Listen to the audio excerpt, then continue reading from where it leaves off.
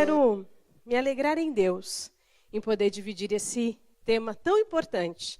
Quando a gente pensa em perda e a gente pensa em história humana, porque ganhar e perder faz parte da humanidade, não é? Não tem nenhum ser humano que só ganha e também nem outro que só perde. Então esse é um tema que mexe com a minha história e com a sua história. Eu vou dividir algumas coisas da palavra do Senhor e falar algumas coisas que o Senhor tem feito na minha vida, ou que Ele tem me sustentado, né? E eu quero que você se coloque dentro dessa perspectiva, que nós temos um Deus de ressurreição, que nós temos um Deus que começa uma boa obra e Ele termina. Nada é tão difícil assim para o Senhor. Ele entende mulher. Então você imagina que o negócio já é bom, não é não? Já viu as pessoas dizem, ai, mulher é muito complicada. Ai, ninguém entende mulher. Mas nós temos um Deus que nos entende. Que conhece a sua alma, que conhece a minha alma, que conhece a nossa estrutura, que nos fez assim exatamente como somos. Eu não acho que nós somos complicadas. Eu acho que nós somos bem elaboradas, complexas às vezes, né, Grazi? Bem elaboradas. Por isso que às vezes as pessoas não nos entendem. Mas nós temos um Deus que nos entende. Nos dias bons, Ele entende a nossa alegria. Nos dias difíceis, além de entender, saber, compreender, Ele nos sustenta. Amém? E nós vamos falar desse tema que é um tema universal. Todo mundo sente, todo mundo passa por perdas, seja elas as mais diversas. Mas eu queria fazer isso, e antes de falar e entrar na palavra, eu queria orar com você. Eu queria que você ficasse de pé para nós orarmos e pedirmos que o Espírito Santo nos dirija em todas as coisas. É uma responsabilidade imensa falar para mulheres. Eu amo pregar, e falo isso a todos os cantos, que eu amo pregar. Mas pregar para mulher sempre é melhor. Porque eu sei que o agir de Deus nos nossos corações sensíveis traz realmente uma transformação muito profunda. Lázaro não gosta muito que eu fale isso, que é melhor pregar para mulher, né? Mas é melhor, e eu sei que Deus tem uma palavra poderosa para você.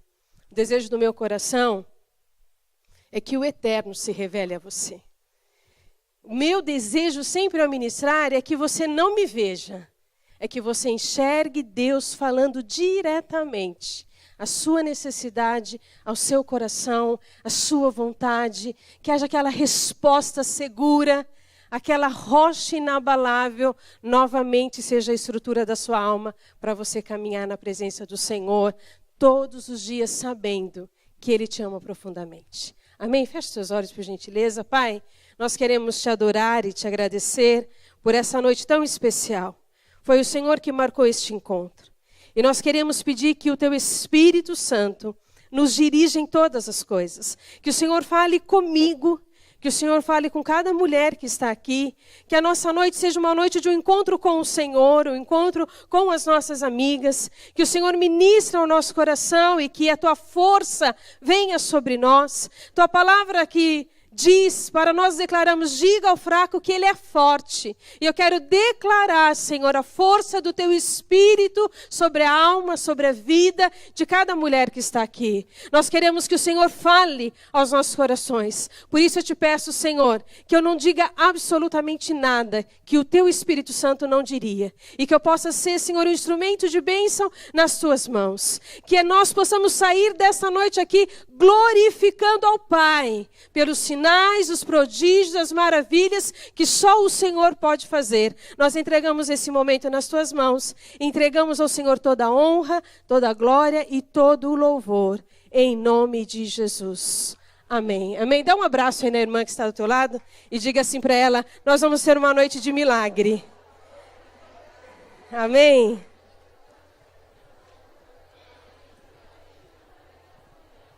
Glória a Deus. Glória a Deus, você pode se sentar.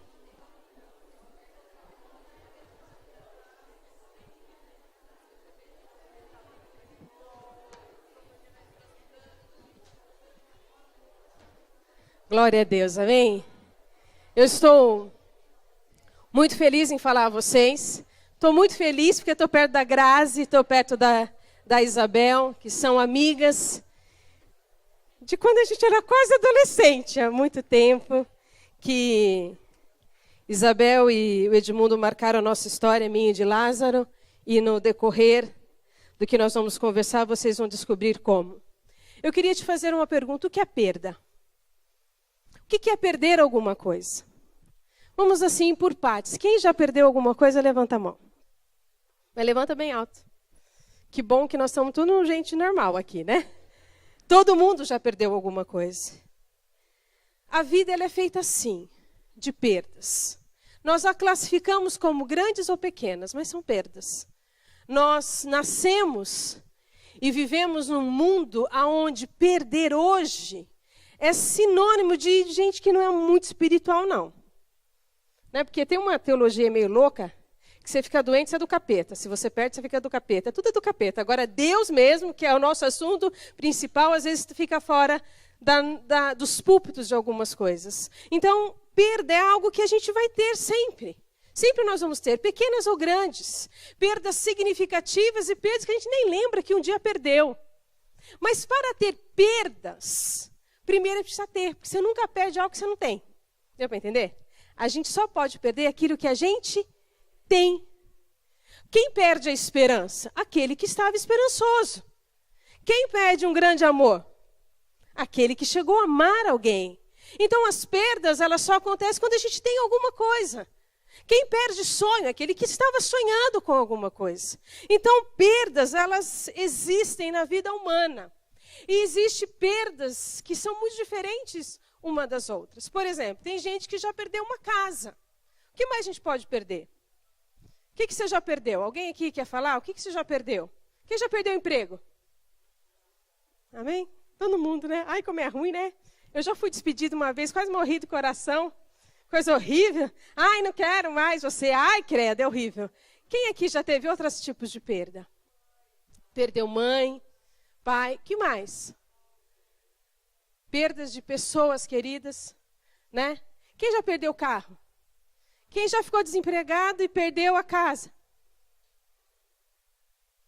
A gente percebe perdas e a gente não tem como trazer um diagnóstico. Aquele sofreu mais e aquele sofreu menos.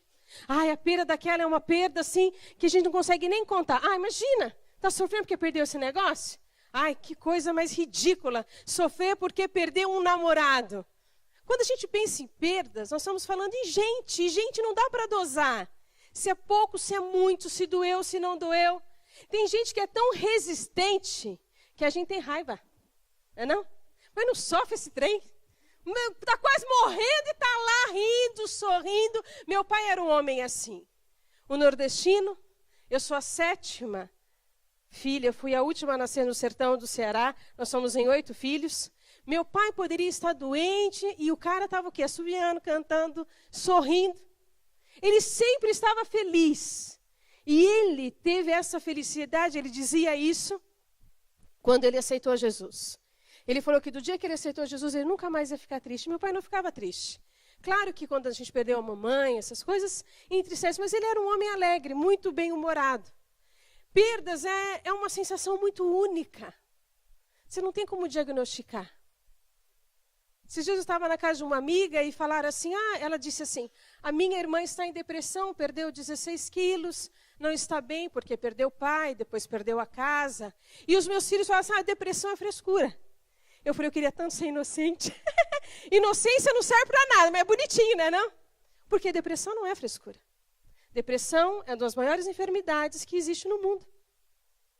A depressão, ela pode ter, entre muitas coisas, algumas qualidades, porque a depressão leva as pessoas a olharem um pouco para dentro de si. Mas a depressão é uma enfermidade que precisa de cura, precisa de restauração e precisa de compreensão, e a gente conhece isso. Quando a gente pensa em perda e olha para a palavra do Senhor, de quem a gente lembra? Eu quero ler um texto com você. Eu quero ler um texto de Jó, capítulo 42, e versículo 5. Você conhece a história de Jó? No mês de junho, foi o meu livro de leitura, foi o livro de Jó. Né? Eu gosto muito de Jó. E não gosto nem que fale mal dele. Tem gente que quer achar defeito em Jó, e eu já não gosto que ele é meu amigo, não gosto, né? Amigo, você conhece os defeitos, mas não gosta de falar mal. E é interessante porque Jó falava de Deus de uma maneira tão diferenciada. E nesse versículo, vamos ler, Jó 42, versículo 5, diz assim: eu tinha ouvido falar de ti com meus ouvidos, mas agora os meus olhos te veem. Em algumas versões antes eu te conhecia de ouvir falar, mas agora os meus olhos te contemplam, te enxergam, te veem. Quando nós olhamos para a palavra do Senhor, nós vamos ver, é claro, que Jó é uma perda extrema. Talvez o primeiro livro da Bíblia, alguns estudiosos dizem, mas ele perdeu tudo, ele perdeu dinheiro, ele perdeu fazenda, ele perdeu os filhos num dia só. Ele perdeu tudo e por fim ficou enfermo. E a palavra do Senhor diz que ele tinha tumores da cabeça aos pés. E a vida dele era uma vida que de um dia com tudo, outro dia sem nada.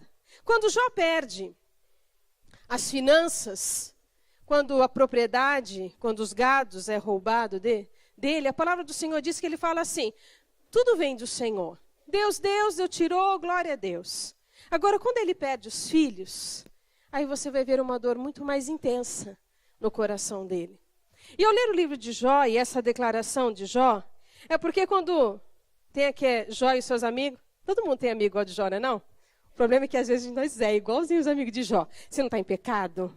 Aí fazer uma oração forte, quem sabe Deus revela o que você fez de errado, né? Era mais ou menos assim os amigos de Jó.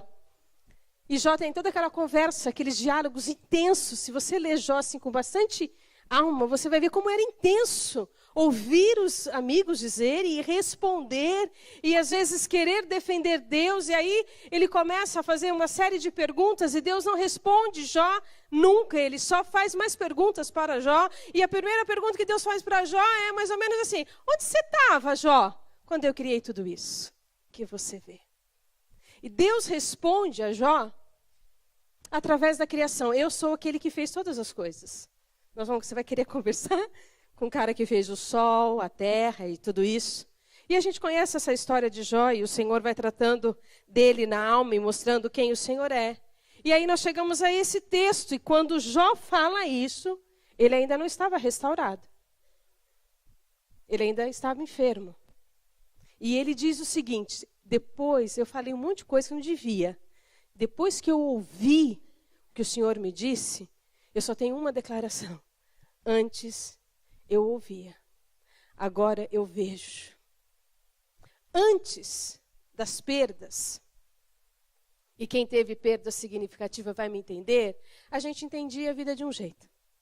Depois das perdas, a gente entende a vida de outro jeito. Quando nós olhamos a palavra do Senhor, e lá vai ter homens e mulheres como nós vamos ver pessoas que perderam. Nós vamos ver, por exemplo, José que perdeu o seu ambiente familiar. Ele foi vendido pelos seus irmãos, ele ficou 17 anos longe dos seus irmãos, aproximadamente, não viu o seu pai. E você vai ver um menino se perdendo. Ele perdeu o convívio do pai, dos irmãos, a alegria. Ele perdeu. Você vai ver Davi perdendo um filho, e ele faz jejum e pede que o Senhor restaure aquela criança não restaurada a vida, e ele continua a vida. Você vai ver pessoas perdendo muitas coisas na palavra do Senhor. E algumas perguntas sempre ficam no nosso coração. O que a gente faz quando a gente perde? O que a perda pode trazer no coração de uma pessoa? O que a perda gera no meu coração? Como eu vou lidar com a perda? Como eu vou lidar com a morte? Como eu lido quando eu perco dinheiro? Como eu lido quando eu perco pessoas que eu amo? Quando eu lido quando eu perco amigos tão próximos? Quando eu tenho que mudar? Eu já mudei mais de 15 vezes. Então alguém chegar para mim assim, vamos fazer uma mudança, me dá 3 dias e um caminhão. Que eu já resolvo o problema. Mas quando nós olhamos esse texto, e eu quero levar o seu coração a entender o motivo desse tema. O que é perda na sua história? Jó perdeu todas as coisas, você conhece.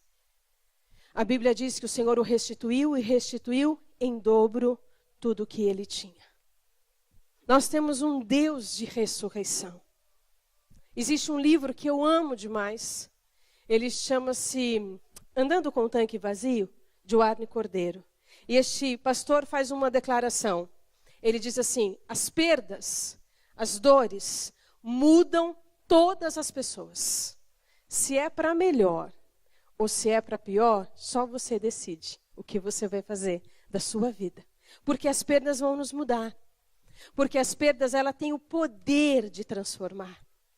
Aqui é um exemplo típico. Jó está dizendo: antes eu te conhecia de ouvir falar.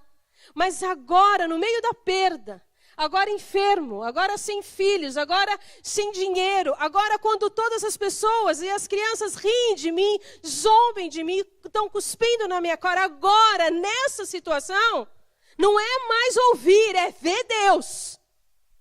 Agora imagina como se vê Deus diante da morte.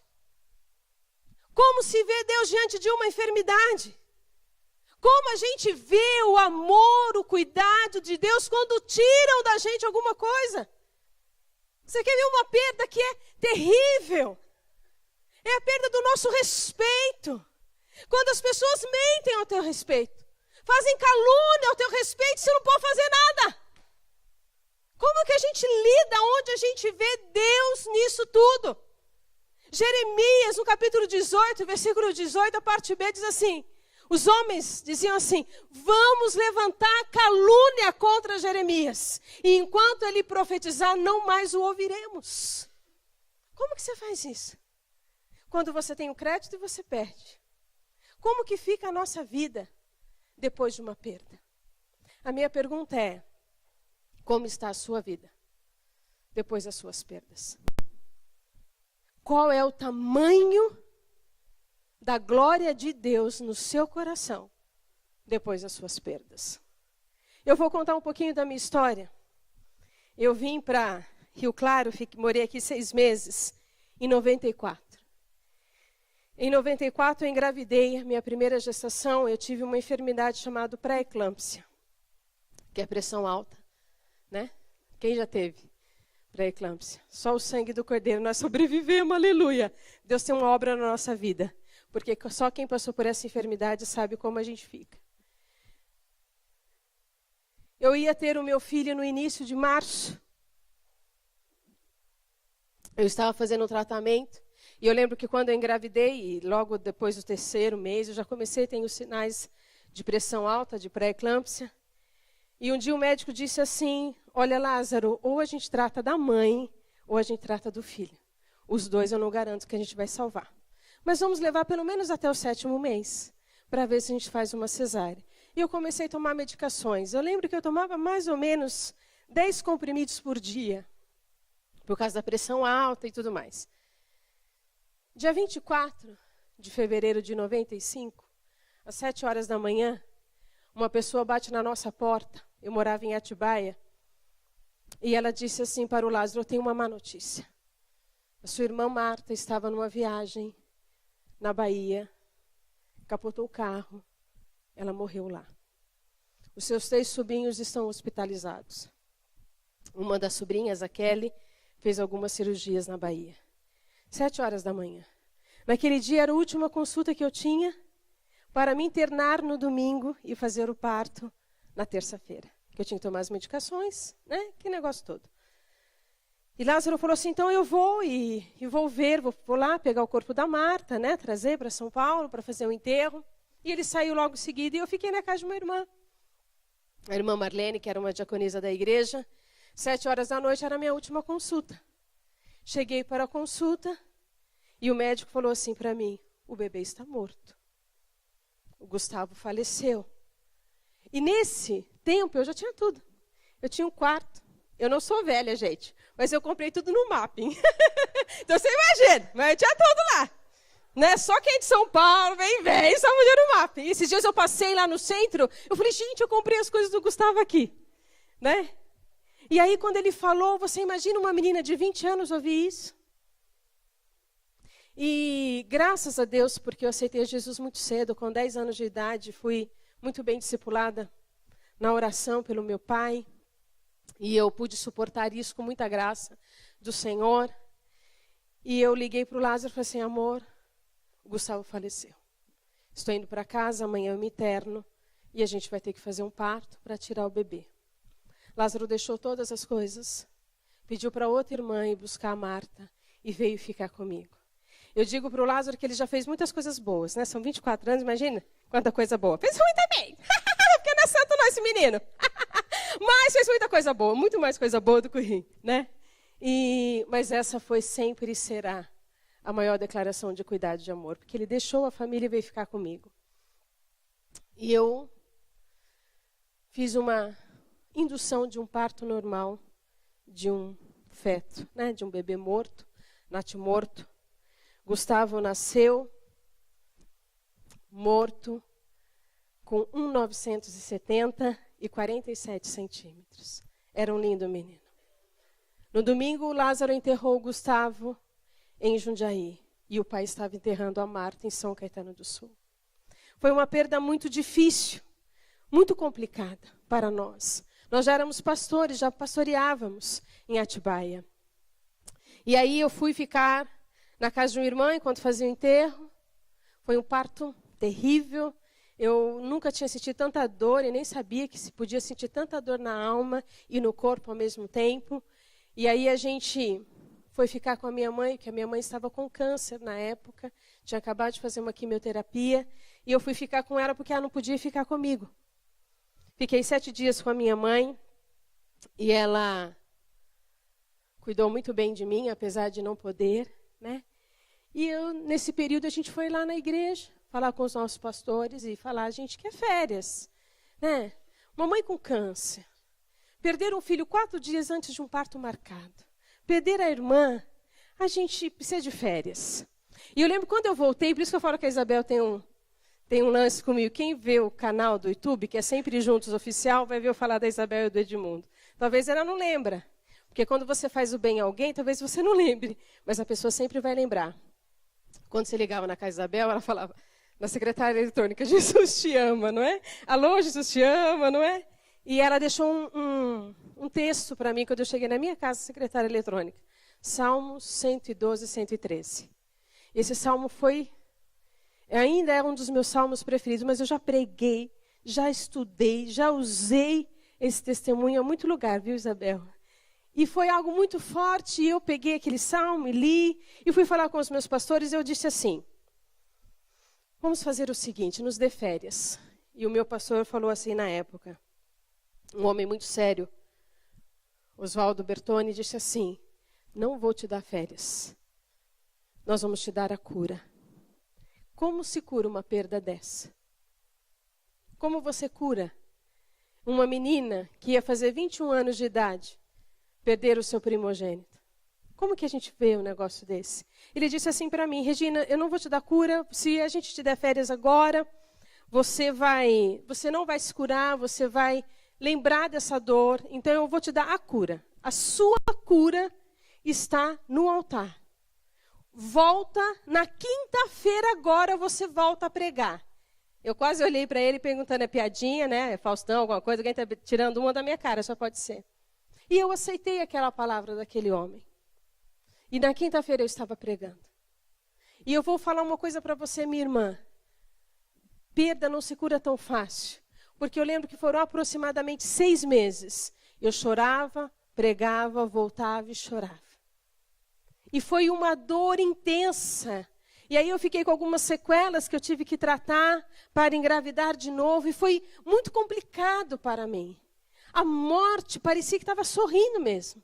Parecia que estava do lado, era uma situação muito delicada. E eu falei, não, eu vou fazer esse trem aí mesmo. Eu vou lá e vou pregar. E a gente ia, pregava, Lázaro e eu chorávamos, ia lá, pregava, orávamos. E uma das coisas interessantes é que no meio desse período, foi uma moça na igreja que estava com pré-eclâmpsia. E pediu para eu orar. E eu orei, e a moça teve um bebê, gente. Coisa linda, como Deus é maravilhoso. E não depende da minha história e da sua, para se manifestar e dar glória ao nome dele na vida de outra pessoa. Amém? E aí fez isso. Mas como a gente estava assim, muito ferido ainda com a perda, o Bertoni falou assim, olha, eu não sou muito de fazer isso, mas vamos na casa de uma irmã orar, e ele levou a gente para orar na casa de uma irmã, e o Senhor usou aquela mulher em profecia, essa é profeta de verdade, e ela disse assim, o Senhor disse assim, daqui 2 anos, você vai ter um menino, você vai passar pelo vale da sombra da morte, E ele será um grande profeta e vai marcar a sua geração. Depois de 2 anos eu engravidei mesmo. Quase 2 anos eu engravidei. E quando eu soube que o menino, que era menino, eu fui lá avisar a profeta. Falei, gente, tem que falar para essa mulher que era de Deus. Não, tanta gente farsa por aí, quando você encontra uma verdadeira, vai testemunhar da bênção, né? Eu fui lá, é menino. É verdade, você poderia dizer aquilo que a sunamita ou que a viúva disse a Elias. Você é um santo homem de Deus. Não porque a sua presença fez prosperar farinha e azeite, mas porque a sua presença trouxe meu filho de volta. Eu poderia dizer isso àquela mulher e eu fui lá testemunhar. E o Júnior nasceu, lindo. Pensa que criança, cara de joelho, você acha linda a sua cara, não? Nasceu aquela criança, foi um parto natural também muito difícil. O Juninho nasceu dia 30 de maio de 97. Antes do Juju nascer, em 96, a gente perdeu a mamãe pelo câncer. E eu acho que eu nunca chorei tanto na minha vida, porque eu chorava, mas eu chorava. E o pessoal falava, mas você é crente, você não pode chorar? Eu posso, a minha mãe, eu vou chorar. Eu vou chorar mesmo, para não chorar mais depois também, deixa eu chorar, né? E quando você perde uma mãe nordestina, não sei se tem nordestina aqui no nosso lado, tem alguém aqui que é do Ceará? Paraíba, algum lugar? Gente, mulher nordestina, não, minha filha, você não podia. Minha mãe falava assim, domingo todo mundo vai almoçar. Mas, mãe, domingo todo mundo vai almoçar em casa. Você tinha que almoçar na casa. Senão a peixeira ia rodar solta lá, não? Eu perdi a minha mãe em 96. Foi, assim, um período difícil, de perdas em 1 ano e meio, né? E quando o Juninho nasceu, a gente viu o milagre. Viu a promessa acontecer. Juninho nasceu, foi para casa. No dia 1º de julho, ele voltou ao hospital. Porque em casa ele começou a ficar muito roxo. E como ele ficou muito roxo, graças a Deus pelo Lázaro, a gente não sabia o que fazer. Eu falei, esse menino está gelado, está roxo, esse menino vai morrer. E o Lázaro, ele, sei lá, chupou, fez alguma coisa e ele jorrava sangue pela boca. E a gente não sabia o que estava acontecendo. Levamos o nosso filho. Lá onde eu morava, em Atibaia, não tinha UTI, neonatal. Estávamos esperando uma UTI móvel. Eu tinha feito um parto normal, estava deitada do lado do Juju. Lázaro olhou e falou assim, ele voltou a ficar roxo. Vou chamar as enfermeiras. Quando chamou a enfermeira, o que eu ouvi? Tira a mãe do quarto, o bebê morreu. Essa foi o que eu ouvi. Eu pulei daquele quarto, quase matei a enfermeira. Fui nos tapas, ninguém pega meu filho, o Lázaro me tirou, né? E aí começaram a trabalhar nele, trazer ele de volta à vida. E nós ficamos 20 minutos orando numa sala gelada, na maternidade de Atibaia, eu, Lázaro, irmã Marlene e a Jane, uma intercessora. E orávamos e chorávamos durante 20 minutos nesse processo de ressuscitamento que falam, né? E aí a gente ouve um choro. E o Juju voltou à vida e nós nos alegramos e chegou a UTI. Eu lembro que eu fui junto na UTI, Lázaro foi atrás com um casal de amigos, e o motorista falava assim para mim, menina, não chora. Menina, não chora. E eu falava para ele, eu vou chorar, porque o cara não entendia nada que eu falava. E eu sei que eu fui orando e chorando. Quando eu cheguei no hospital, que eles levaram o Juninho para a UTI, eu tive que esperar um pouquinho. Lá estava esse meu amigo, o apóstolo Bertone. E eles oraram conosco. E quando eu pude subir, ele é um senhor de barba, bem respeitoso, com voz de trovão. E aí o médico falou assim, só o pai e a mãe. Ele falou, eu vou. E subiu, e ele foi junto. E quando eu entrei naquela UTI, eu lembrei que no meu aniversário, dia 11 de abril de 97, eu falei ao Senhor, eu não quero presente, eu sei que eu vou ganhar. Eu quero que o Senhor fale comigo. Um homem que eu nunca conheci, pastor Danilo, de uma igreja presbiteriana em São Paulo, ligou na minha casa 10 para meia-noite e disse assim, você se chama Regina? Eu falei, sim, chamo. Eu estava orando por você. Você está grávida? Estou. Você vai passar pelo vale da sombra da morte, a mesma palavra que a Rosinha falou. Nesse momento você vai adorar e adorar e adorar. E Deus vai fazer milagre. Ai, que lindo. Que palavra meiga, né? Vamos adorar então. Nem cantar eu sei, mas nós adoramos também. Quando eu subi na UTI, eu lembrei disso.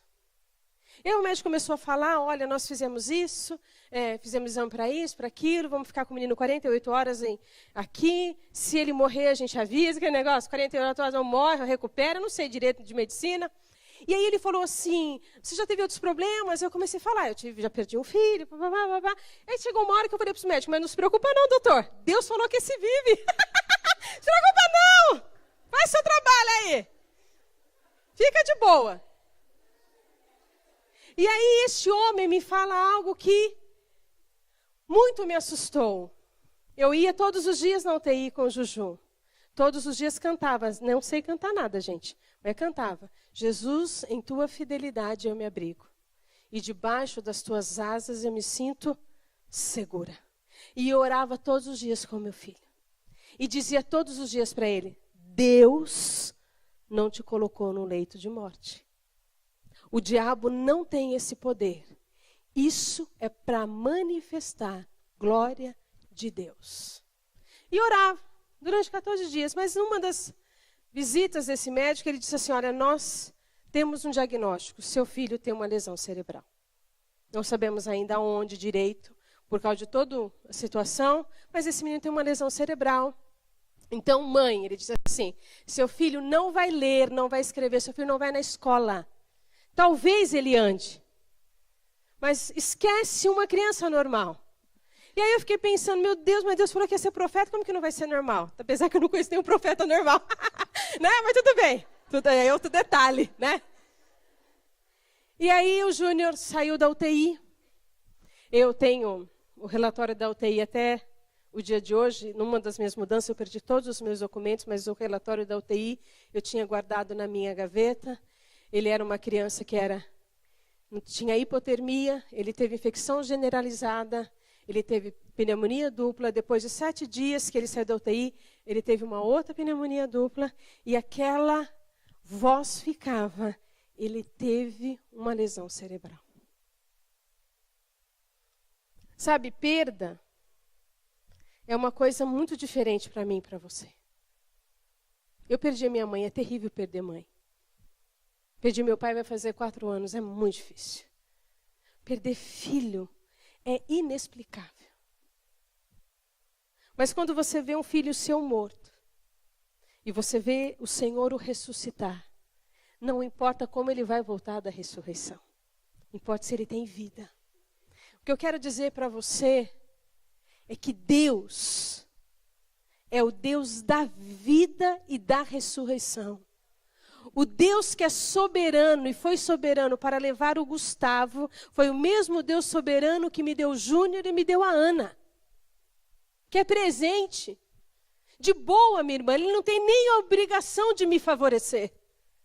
Ele já me favoreceu na cruz do Calvário, trazendo salvação e me libertou das garras de Satanás. Ele me transportou do império das trevas e me trouxe para o reino do Filho do amor dele. Ele não precisava fazer mais nada. Mas eu quero dizer algo para você. Deus sempre vai insistir em te favorecer, em te abençoar, em marcar a sua história. E aquela que consegue caminhar pela fé sabe que dor, que perda é coisa da vida para qualquer pessoa. Para nós é sinal de poder e de milagre do Senhor. Porque tem perdas que era para você ter morrido. Era para eu ter morrido. Se nós estamos aqui, é porque o milagre da ressurreição chegou na nossa história, chegou na minha vida e chegou na sua vida. Amém? Por isso que Jó fala, eu ouvia. Eu também ouvia desde 10 anos, desde pequenininha na escola dominical, eu ouvia falar de Deus. Mas sabe quando eu encontrei Deus? Entre várias experiências que Ele já me deu. Mas eu lembro de ter encontrado Deus quando eu entrava no meu chuveiro e abria o chuveiro e chorava. Para que o meu marido não soubesse que eu estava chorando pela perda do meu filho. Sabe quando eu vi Deus? Quando olhando para mim mesmo, eu não me escolheria. E Ele me escolheu. E Ele me escolheu para algo que é muito intenso e poderoso. Que é para pregar o Evangelho. Ele te escolheu para anunciar uma boa notícia. Ele me escolheu e te escolheu para falar que a minha dor, a sua dor, a nossa lágrima é transformada em alegria e a minha dor vai curar outras pessoas. Por isso que hoje a gente pode perder, mas a gente não pode perder a fé, como Paulo diz. Não podemos perder a esperança e nem o amor, porque essas coisas são eternas. A morte vai bater na nossa porta. Sabe, esses dias uma moça passou pela mesma situação, a filhinha dela, Sara, ficou na UTI, e ela passou pela mesma situação, e ela lembrou de mim. Ela falou, pastora Rê, como que você sobreviveu? Eu falei, com a Bíblia. Eu lembro que eu declarava para todo mundo ouvir, tragada foi a morte pela vida. Quem fez no Calvário vai fazer numa UTI. Eu lembro dessas coisas, sou uma louca, né, para orar e achar que esta oração pode ser ouvida. Deixa eu falar uma coisa para mim e para você. Tudo que você fala é importante para o Senhor. Mas o que tem significado, Ele fará. Aquilo que vai transformar, Ele fará. Quando meu filho tinha 1 ano e meio e começou a andar, nós descobrimos que ele andava com a ponta do pé esquerdo. E a gente foi atrás saber o que estava acontecendo com o Júnior. E descobrimos que a lesão cerebral que o meu filho teve foi uma lesão motora, todo o lado esquerdo dele é até hoje danificado, encurtado. Aos 5 anos ele fez uma cirurgia para esticar o tendão de Aquiles, o quadril e a virilha. E ele ainda é manco, mas é o cara mais lindo da vida. Pensa no Jacó. Ai, que menino lindo! É o manco mais lindo que essa terra já viu. Gente, ele anda tão manco, mas é um manco, entendeu? Eu tenho um orgulho de falar, ele é manco. E quando ele começou a ir para a escola, você viu escola, né? As crianças adoram tirar sarro. E eu sempre falava assim para ele, Ju, toda vez que você mancar, você vai lembrar que Deus fez um milagre em você. É milagre de Deus. É milagre de Deus. E o meu filho foi para a escola. Meu filho ouve bem, graças a Deus. Não enxerga muito bem, porque nem o pai nem a mãe enxerga. E aí a genética, né? A genética é genética. Aí o menino também usa óculos. E ele tem as suas limitações motoras. E quem o conhece percebe muito bem. Se você for ter uma refeição junto com o meu filho, você vai ver que ele vai demorar um pouco mais que você para comer. Quando a gente está andando, ele fala, mãe, 2 passos seu é 1,5 meu. Vai com calma. Meu filho era apaixonado por esporte, não podia fazer esporte. Porque não tem tanta mobilidade. E esse menino que o médico disse, ele não vai entrar numa escola. Ele está cursando o 2º ano da universidade. Ele faz jornalismo lá em São Paulo, na USP. Sabe, as perdas podem melhorar você. Ou podem piorar você. Quando a minha mãe faleceu, eu lembro que a nossa oração foi, Deus, se o Senhor quiser curar a mamãe, o Senhor é soberano para fazer. Se o Senhor quiser levá-la, o Senhor é soberano para fazer. Deixa-nos a fé para continuar sem ela. Porque não vai ser tão fácil como a gente pensa. Eu não posso pregar o Evangelho sem dizer para você que Deus é Deus de ressurreição. Eu não posso pregar o Evangelho sem dizer para você que Deus ressuscita qualquer coisa. Deus, Ele é poderoso para fazer, presta atenção, isso é verdade, infinitamente mais daquilo que pedimos, pensamos, sonhamos, imaginamos. Ele pode fazer, Ele é capaz de realizar. Ele pode nos levar além daquilo que nós pensamos um dia. Quando Deus falou para mim aos 17 anos, você vai pregar a palavra, eu ri. Eu dei risada, que piada boa. Eu não falava com ninguém como que ia pregar. Minha mãe falava, essa menina é uma mosca morta, não tem boca para nada. E ela não estava mentindo, era elogio até esse negócio. Ele faz. Ele faz. A minha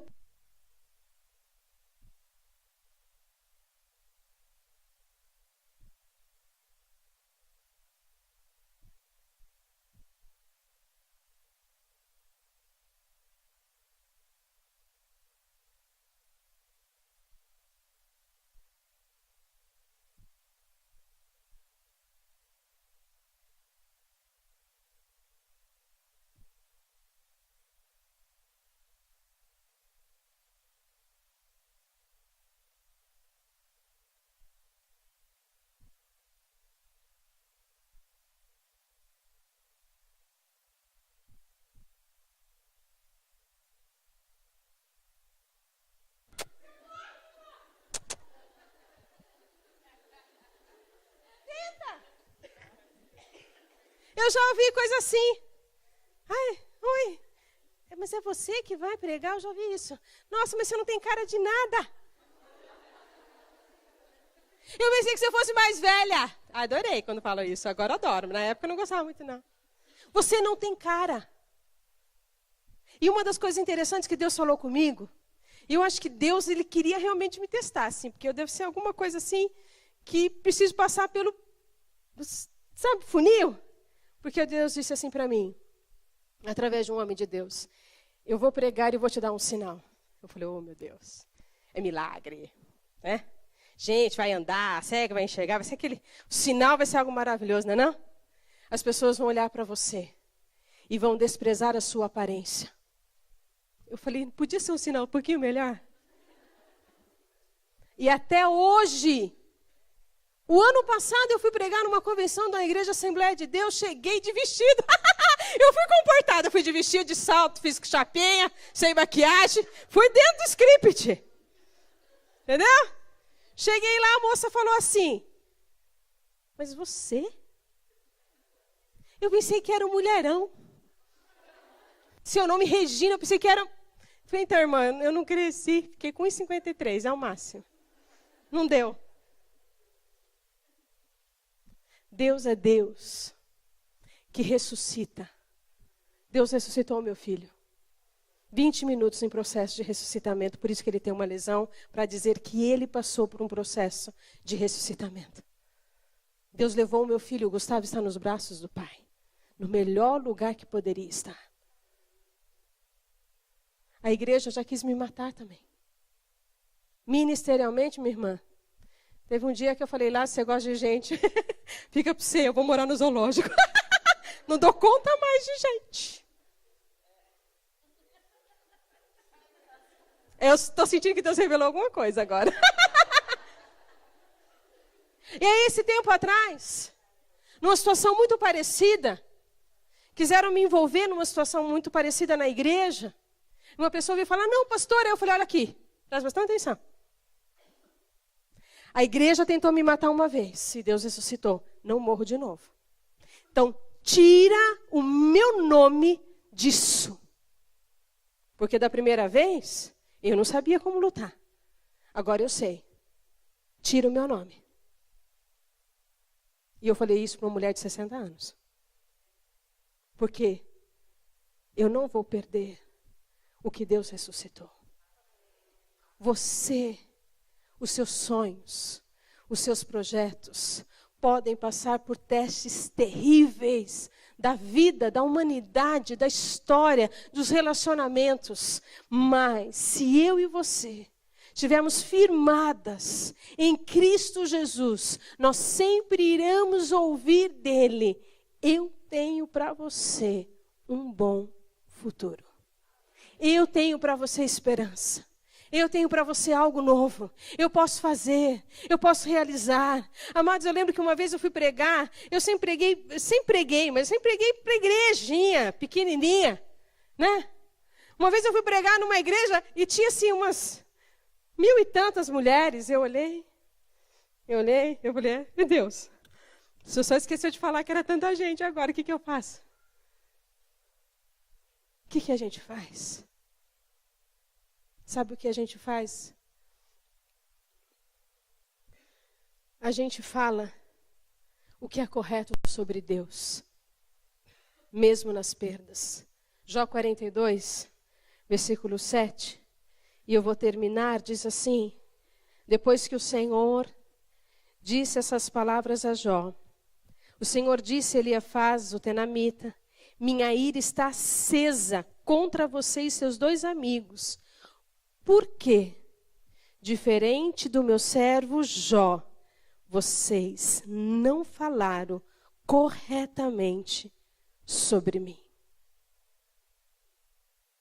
No dia difícil, no dia da perda, fale corretamente sobre Deus. A gente não vai ter resposta. Como pastor, eu não tenho resposta para um monte de gente. Eu fui visitar uma moça que tinha perdido uma bebê com 6 meses de gestação. E ela falou, pastora, o que a senhora me responde? Eu falei, hoje eu não tenho resposta. Hoje eu só tenho oração. Porque eu não tenho resposta, e nem você precisa ter resposta para tudo. Mas nós não podemos usar o momento de dor para duvidar de quem Deus é. Nós não podemos deixar que a dor seja maior do que a revelação do caráter de Deus em nós. As perdas podem vir e elas virão, mas elas têm que me encontrar e te encontrar, segundo aquilo que diz o Tiago. Lá no capítulo 4, que ele fala no versículo 7, resistindo ao diabo, para ele fugir da nossa presença. Mas se você ler um pouquinho antes, ele diz assim: Deus resiste o orgulhoso e dá graça ao humilde.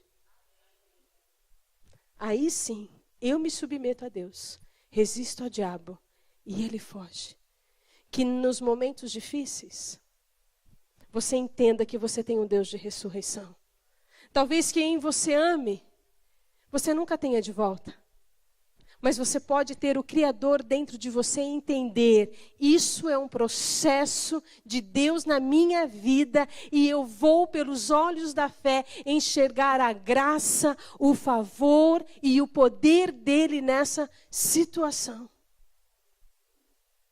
Eu sempre falo, vai chegar dia 24 de fevereiro, eu não vou lembrar do Gustavo. Amanhece, eu lembro do Gustavo.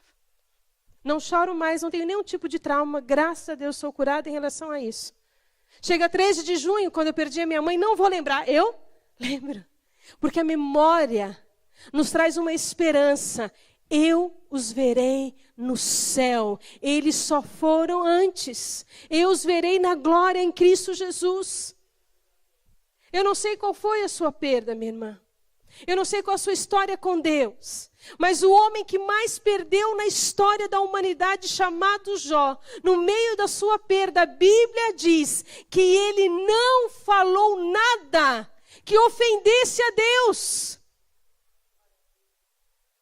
Que trouxesse uma dúvida sobre o que Deus pode realizar.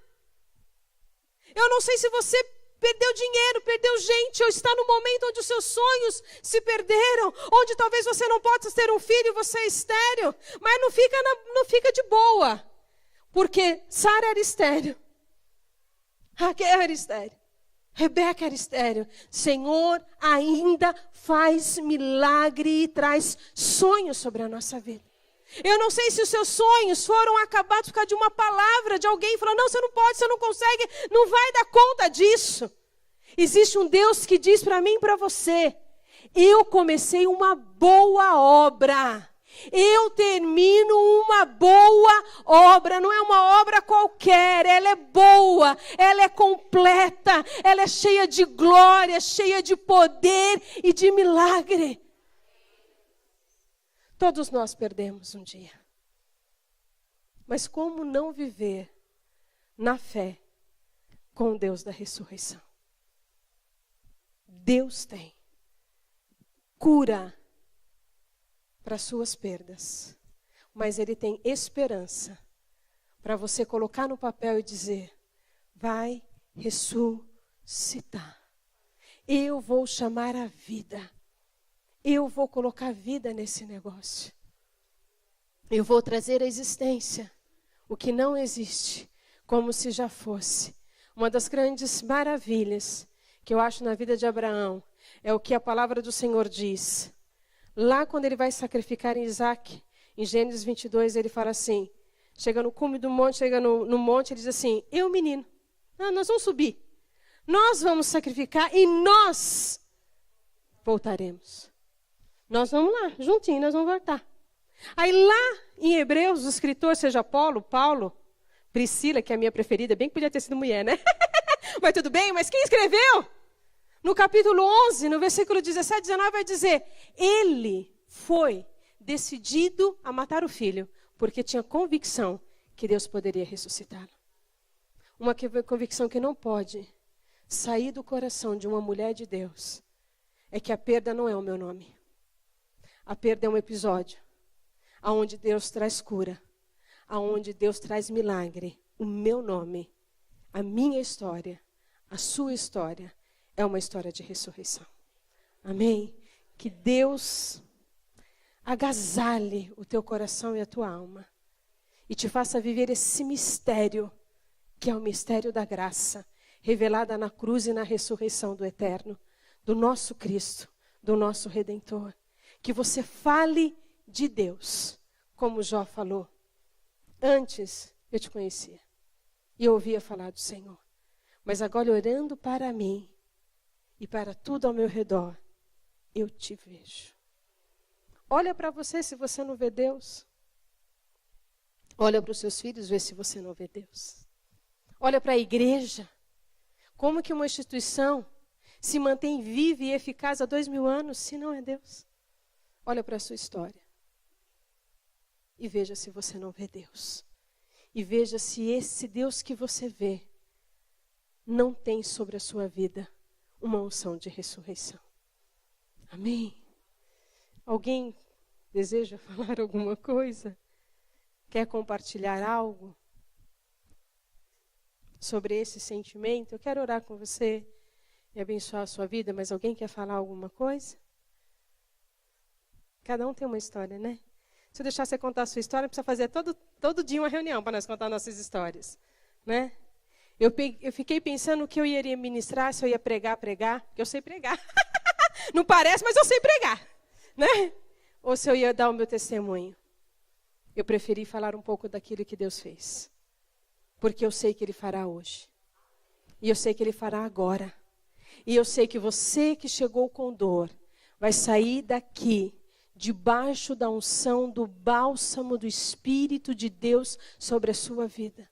Talvez você chegou aqui decepcionada, acabada, destruída. Você vai sair daqui entendendo o caráter de Deus, a palavra dEle e as promessas dEle são suficientes para gerar no nosso espírito esta unção de ressurreição todos os dias. Amém? Eu quero que você fique de pé, querida, em nome de Jesus. Se você puder, você feche os seus olhos.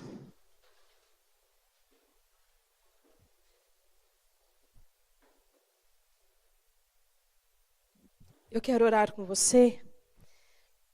Eu não sei se você está num momento de perda.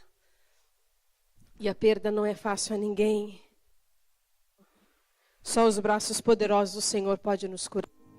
Amém? Quero que você continue com seus olhos fechados. Se alguém está aqui e deseja receber uma oração, se você está num momento de perdas, se você precisa dessa esperança, dessa ressurreição, eu queria que você me permitisse orar por você. Orar pela tua vida. Pode vir aqui, pertinho de mim. Eu quero abençoar você. Eu quero declarar que Deus fará. Amém? Ele vai fazer. Ele sempre fará. Tem uma música muito interessante, eu nem sei de quem escreveu, mas diz assim, eu sei que é do Renascer Praise, que fala, eu não sei como Ele vai fazer, mas eu sei que vai ser perfeito. Como tudo que Deus faz. Não há nada perfeito em perder um filho. Não há nada perfeito em ir na UTI visitar um filho. Mas há algo perfeito. Permitir que o governo do meu coração e do seu coração, no momento da dor, da perda, seja de Deus. Seja do Espírito Santo. Amém? Feche seus olhos, toda a igreja, feche seus olhos. Eu quero orar por essas irmãs.